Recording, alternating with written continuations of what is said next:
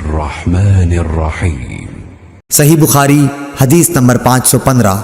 इब्ने शहाब ने अपने चचा से पूछा कि क्या नमाज को कोई चीज़ तोड़ देती है, तो उन्होंने फरमाया कि नहीं, इसे कोई चीज़ नहीं तोड़ती, क्योंकि मुझे उरवा बिन ज़ुबैर रदियल्लाहु ताला अन्हु ने ख़बर दी है कि नबी सल्लल्लाहु अलैहि वसल्लम की ज़ौजा मुतहरा हज़रत आयशा रदियल्लाहु ताला अन्हा ने फरमाया कि नबी करीम सल्लल्लाहु अलैहि वसल्लम खड़े होकर रात को नमाज पढ़ते और मैं आपके सामने आपके और क़िबले के दरमियान अर्ज़ में बिस्तर पर लेटी रहती थी।